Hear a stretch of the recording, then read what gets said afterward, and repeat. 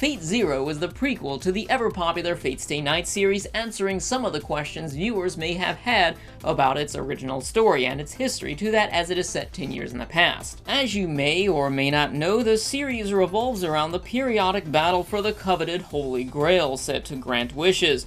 The competitors, often magic users, summon legendary heroic figures who are each assigned one of 8 classes, which they are referred to as. Names are kept secret in order to keep their special attacks a mystery to their opponents, and their masters are given special seals which allow them to command their servants. The significance of these events are that in the original story, the previous Holy Grail War did not end as intended, and this is how we discover why. From the first few episodes, one noticeable difference I found between the two stories is that Fate Zero follows the lives of most of its competitors closer than the original show, which I appreciated because Shiro in the 2006 anime left me with much to be desired. From here, we're introduced to several characters who each have their own unique goals and their glorious servants ripped from the pages of history and mythology. In the 2006 anime, my favorite character was Saber, and by favorite, I mean the only one that I actually cared about. Thankfully, in Fate Zero, Saber is both vocal and active, allowing us to learn more about her as a character,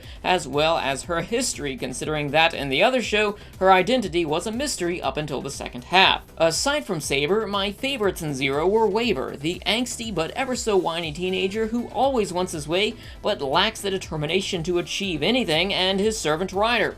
Why? Because he's fucking Alexander the Great. One interesting bit I found were that the servants and masters seem to be paired to create a complete package, each having something that the other lacked. In the case of Ryder and Waver, they felt like brothers who grew up close to each other while having the occasional argument. Honestly though, if Waver wasn't the master of Ryder, I probably wouldn't have enjoyed his character as much, and I feel like I enjoyed them by default simply because I enjoyed their character interaction. And while they actually did a few really good things, such as Waver had good introduction, he had good characterization, and also Ryder, I enjoyed the fact that he became the catalyst for Waver's development in the second half of the show, but I kind of felt like I was being dragged along by the story because I didn't really know anything about the majority of the other characters, because we're introduced to the show exposed to these characters that we're expected to already know a little bit about, which is a very subjective problem that doesn't really count against the story as a whole, considering that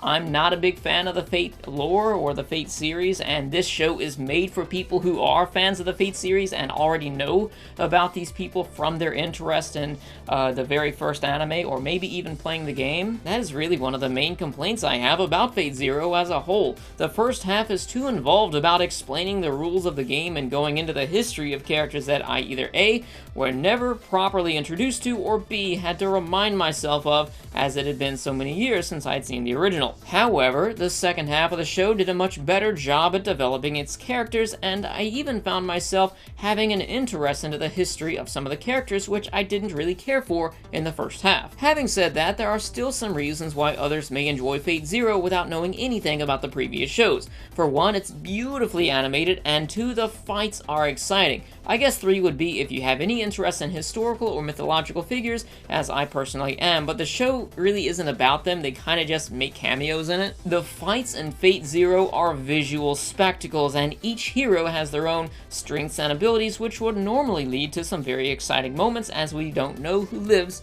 or dies.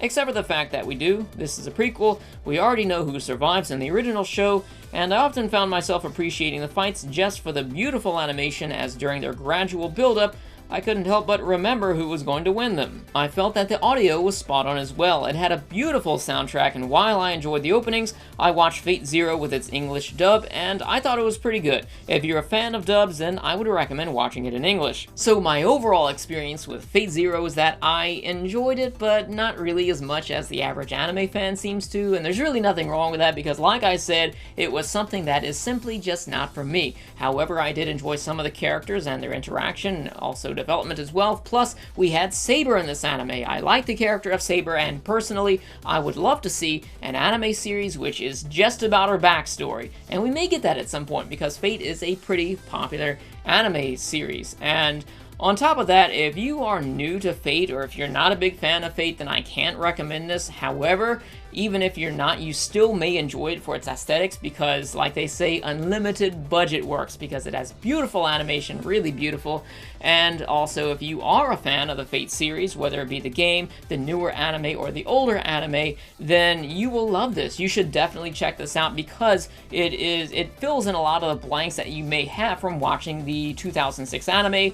However, I can't really say anything about the anime of Fate Zero, which came after this, because I have not seen that yet. This is just my perspective on the show because I wasn't really too big of a fan of it, and it's probably not the same perspective that you're going to find in many other reviews. So what did you guys think of Fate Zero? Let me know about that in the comments section below. If you enjoy the video, be sure to subscribe. For everyone who is subscribed, I'm just going to let you guys know that I am getting back on the track of making more videos. I had a very complicated few weeks going on and I wasn't able to upload much, and I'm going to try and get back on schedule with that. So I got this review and another review lined up for Monday as well to get back on my one movie a week and one anime series every other week type of review system. So I'm looking forward to that. Thanks guys for sticking with me. See you next time.